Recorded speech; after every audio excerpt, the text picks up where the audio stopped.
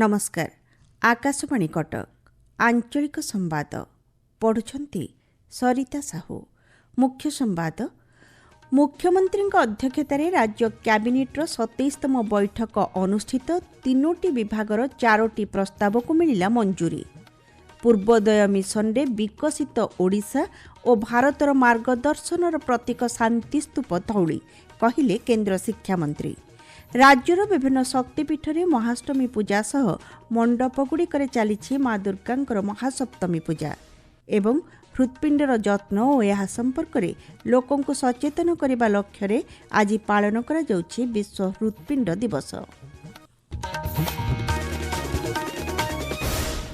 मुख्यमंत्री मोहन चरण माझी अध्यक्षतार भुवनेश्वर स्थित लोकसेवा भवन सम्मेलन कक्ष में 27तम राज्य कैबिनेट बैठक अनुष्ठित हो जाइछि। बैठक में राज्यर विकास सह जड़ित 3टी विभागर 4टी गुरुत्वपूर्ण प्रस्ताव को मंजूरी मिली। श्रम विभागर वाणिज्य प्रतिष्ठान आईन 1956, कारखाना आईन 1948 63तम आईन संशोधन करा जाइछि।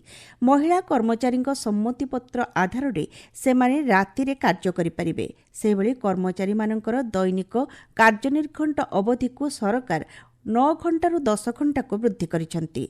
सप्ताह को 48 घंटारू अधिक कार्य कले कर्मचारी को अधिक पारिश्रमिक दियाजिबो। त्रैमासिक अतिरिक्त कार्य को 144 घंटा को वृद्धि करा जाइछि। गणशिक्षा विभागर गोदावरीश प्राथमिक विद्यालय योजना को कैबिनेटर मंजूरी मिली।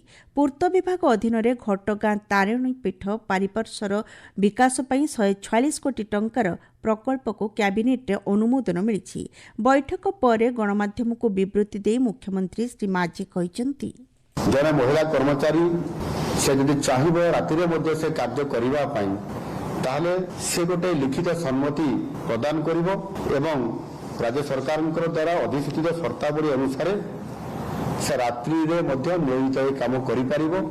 ओडिशा दुकान एवं वाणिज्यिक प्रतिष्ठान आईन 1956 व्यवस्था गुड़िक 20 किंबा ततोर्ध्व कर्मचारी को नियोजित करिथिबा दुकान और वाणिज्यिक प्रतिष्ठान पई लागू हबो। पूर्वोदय मिशन ने विकसित ओडिशा और भारतर मार्गदर्शनर प्रतीक धौली बोली केन्द्र शिक्षा मंत्री धर्मेन्द्र प्रधान कहते। भुवनेश्वर स्थित शांतिस्तूप धौली को आज परिदर्शन कर श्री प्रधान मंदिरर पाददेश ऐतिह्यस्थली और दर्शनीय स्थान बुली देखिछन्ति। कलिंग साम्राज्यर ऐतिह्य भित्तिरे प्रस्तुत पई सरकार चेष्टा जारी रखिछन्ति बोली केन्द्रमंत्री श्री प्रधान कहते। प्राचीन कलिंगर राजनीति संस्कृति धर्म एवं लिपिर इतिहास जानिबा पई एही शिलालेख अमूल्य भंडार। भारत को स्वदेशी अर्थनीति सह जोड़िबा, परिवेश को स्वच्छ रखिबा एवं आर्थिक अभिवृद्धि को गति देबा पई सामूहिक उद्यम कले विकसित ओडिशा और भारतर लक्ष्य साकार होई परिबो बोली केन्द्रमंत्री श्री प्रधान आशा व्यक्त करिसेंति। केन्द्र सरकार भारतीय रिजर्व बैंक डेपुटी गवर्नर भावे शिरीष चंद्र मुर्मू को नियुक्ति देइछन्ति। श्री मुर्मू आसंता मास 9 तारिख रे दायित्व ग्रहण करबा सह एही पदवी रे आगामी 3 वर्ष पर्यंत रहिबे। मुख्यमंत्री मोहन चरण माझी नूतन भावे नियुक्ति पाइथिबा डेपुटी गवर्नर श्री मुर्मू को शुभेच्छा जणाइछन्ति। आरबीआई रे कार्यनिर्वाही निर्देशक भाव तांकर दीर्घ दिनर अभिज्ञता और कार्यदक्षता देशर आर्थिक व्यवस्था और अर्थनीति को आहुरी सुदृढ़ करिबो श्री माझी कहते। ऐतिहासिक बालीजात्रा कटकर उपर पड़ियारे आयोजन प्रसंग नहीं जिलापाल दत्तात्रेय भाऊसाहेब सिंधे आवासिक बासभवन रे बैठक अनुष्ठित हो जाइछि। बैठक रे जनप्रतिनिधि माने उपर पड़ियारे बालीजात्रार आयोजन सपक्ष रे मत रखिछन्ति। बालीजात्रा ऐतिह्य सह उपर पड़ियार संपर्क थिबारु एही पड़िया को संपूर्ण बाद दे बालीजात्रा आयोजन होई परिबो नाही बोली जनप्रतिनिधि माने कहिछन्ति। आसंता 9 तारिख रे हाईकोर्ट रे बालीजात्रा आयोजन नै सुनानी हेबो। सुनानी समय रे जनप्रतिनिधि मानक मतामत को हाईकोर्ट को आगरे उपस्थापन कराजिबो बोली जिलापाल श्री सिंधे कहते। आपण माने आंचलिक संवाद सुनछन्ती आकाशवाणी कटक केन्द्ररो। नवरात्रि पालन अवसर में आज राज्यर शक्तिपीठ गुड़िक महाअष्टमी पूजा और पूजा मंडप गुड़िक मृण्मयी प्रतिमा सप्तमी पूजा अवसर में देवी दुर्गा महागौरी बेश सज्जित होई श्रद्धालु को दर्शन देउछन्ति। कटकर अधिष्ठात्री देवी माँ कटकचंडी महाकाली बेश भक्त मान दर्शन देउछन्ति। रात्रि 9:30 पर माँ को महास्नान कराजिबो। भद्रक जिला आरडीर बाबा आखंडलमणि पीठरे माँ जयदुर्गांकर आज महाअष्टमी सिंहवाहिनी बेश अनुष्ठित हेबो। ଜିଲ୍ଲାର 7ଟି ବ୍ଲକ ଓ 4ଟି ପୌରାଞ୍ଚଳରେ ଶତାଧିକ ଦେବୀ ଦୁର୍ଗାଙ୍କର ମୃଣ୍ମୟୀ ପ୍ରତିମା ପୂଜା ପାଉଛି। ନବରଙ୍ଗପୁରର ମା ଭଣ୍ଡାରଘରଣୀଙ୍କ ପୀଠରେ ମହାଷ୍ଟମୀ ମହାସମାରୋହରେ ଅନୁଷ୍ଠିତ ହୋଇଛି। ବିଜୟା ଦଶମୀ ପାଇଁ ଜିଲ୍ଲାର ବିଭିନ୍ନ ଗ୍ରାମରୁ ଗ୍ରାମଦେବତୀଙ୍କ ପ୍ରତୀକ ଲାଠିଙ୍କର ଆଗମନ ଆରମ୍ଭ ହୋଇଛି। ମାଙ୍କ ପୀଠରେ ମହାସପ୍ତମୀ ଅବସରରେ ଆଜି ଅପରାଜିତା ପୂଜା ଅନୁଷ୍ଠିତ ହୋଇଥିଲା। କୋରାପୁଟ ଜିଲ୍ଲାର ଭୋଗବତୀ, ଦକ୍ଷିଣକାଳୀ, ମୁଟୁଲମା ଓ ବିରିକୋମ୍ବା ମନ୍ଦିରରେ ଶ୍ରଦ୍ଧାଳୁଙ୍କର ଭିଡ଼ ପରିଲକ୍ଷିତ ହୋଇଛି। କେନ୍ଦ୍ର ସରକାରଙ୍କ ପକ୍ଷରୁ ଗତ 22 ତାରିଖରେ ପରବର୍ତ୍ତୀ ପିଢ଼ି ଜିଏସ୍ଟି ସଂସ୍କାର ଦେଶବ୍ୟାପୀ ଲାଗୁ କରାଯାଇଛି। ଏହାକୁ ବିଭିନ୍ନ ମହଲ ଓ ବର୍ଗର ଜନସାଧାରଣଙ୍କ ପକ୍ଷରୁ ସ୍ୱାଗତ କରାଯାଉଛି। ସ୍ୱାସ୍ଥ୍ୟସେବା କ୍ଷେତ୍ରରେ ଜିଏସ୍ଟି 2.0 ଅଧୀନରେ କର୍କଟ ଏବଂ ଗୁରୁତର ରୋଗର ଚିକିତ୍ସା ପାଇଁ ବ୍ୟବହୃତ 36ଟି ଜୀବନ ରକ୍ଷାକାରୀ ଔଷଧ ଉପରେ ଟିକସ ଛାଡ଼ କରାଯାଇଛି। ଗଜ୍, ବ୍ୟାଣ୍ଡେଜ୍, ଡାଇଗ୍ନୋଷ୍ଟିକ୍ କିଟ୍ ଏବଂ ଥର୍ମୋମିଟର ଭଳି ଅତ୍ୟାବଶ୍ୟକ ଔଷଧ ଓ ଚିକିତ୍ସା ଉପକରଣ ଉପରେ ଜିଏସ୍ଟି 12%ରୁ 5%କୁ ହ୍ରାସ କରାଯାଇଛି।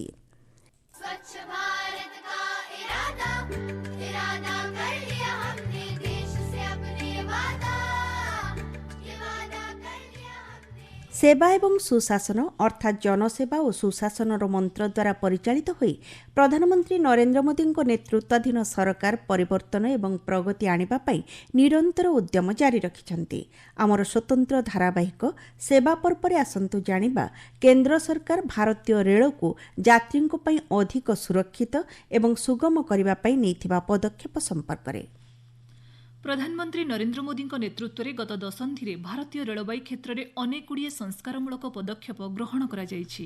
ଭାରତର ରେଳବାଇ କ୍ଷେତ୍ରରେ ଏକ ବିପ୍ଳବ ଆସିବା ସହ ଦେଶର ଜୀବନରେଖାକୁ ପ୍ରଗତିର ଶକ୍ତିଶାଳୀ ଅଗ୍ରଗତିରେ ପରିଣତ ହୋଇଛି। ଯାତ୍ରୀମାନଙ୍କୁ ଅଧିକ ଆରାମଦାୟକ, ସୁରକ୍ଷିତ ଏବଂ ବିଶ୍ୱସ୍ତରୀୟ ଯାତ୍ରା ଅଭିଜ୍ଞତା ପ୍ରଦାନ କରିବା ପାଇଁ ଭାରତୀୟ ରେଳପଥକୁ ଗତ ଦଶନ୍ଧିରେ ରୂପାନ୍ତରିତ କରାଯାଇଛି।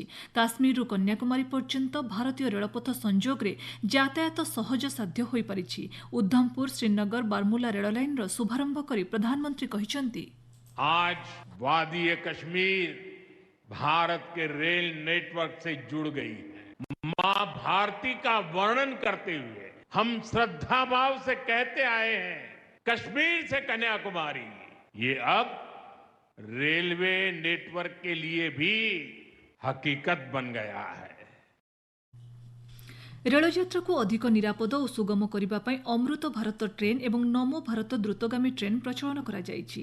ଆଗାମୀ 2ରୁ 3 ବର୍ଷ ମଧ୍ୟରେ 200ଟି ନୂତନ ବନ୍ଦେ ଭାରତ ଟ୍ରେନ୍, 100ଟି ଅମୃତ ଭାରତ, 50ଟି ନମୋ ଭାରତ ଏବଂ 17,500 ବିନା ବାତାନୁକୂଳିତ ସାଧାରଣ ବଗିର ଆରମ୍ଭ କରାଇବା ପାଇଁ ଯୋଜନା ରହିଛି। ଆକାଶବାଣୀ ସମ୍ବାଦ ବିଭାଗ ପାଇଁ ମୁଁ ସ୍ମୃତି ରେଖା ତାରଣିଆ।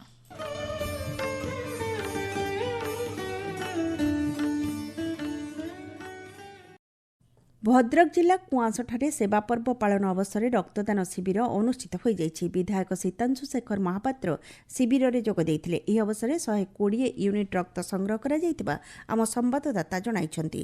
ନବରଙ୍ଗପୁର ଜିଲ୍ଲା ଚନ୍ଦାହାଣ୍ଡି ବିଜେପି କାର୍ଯ୍ୟାଳୟ ପରିସରରେ ଆତ୍ମନିର୍ଭର ଭାରତ କାର୍ଯ୍ୟକ୍ରମ ଅନୁଷ୍ଠିତ ହୋଇଯାଇଛି। ଗ୍ରାମରେ ଆତ୍ମନିର୍ଭରତାକୁ, କୃଷି ସମ୍ବନ୍ଧୀୟ ସୁବିଧାକୁ ପ୍ରୋତ୍ସାହନ ଦେବା ଉଦ୍ଦେଶ୍ୟରେ ଆୟୋଜିତ ଏହି କାର୍ଯ୍ୟକ୍ରମରେ ସରକାରଙ୍କୁ ବିଭିନ୍ନ ଜନମଙ୍ଗଳକାରୀ ଯୋଜନା ସମ୍ପର୍କରେ ଆଲୋଚନା କରାଯାଇଥିଲା।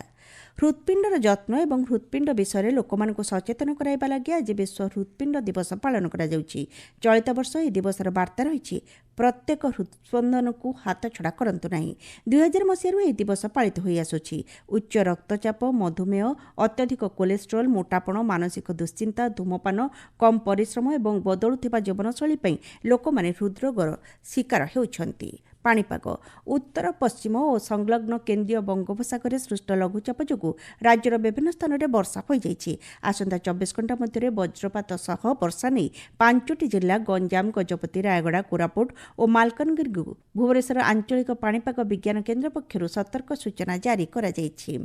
ଗତ 24 ଘଣ୍ଟା ମଧ୍ୟରେ କେନ୍ଦୁଝର ଜିଲ୍ଲାର ହରିଚନ୍ଦନପୁରରେ ସର୍ବାଧିକ 79.2 ମିଲିମିଟର ବର୍ଷା ରେକର୍ଡ କରାଯାଇଛି।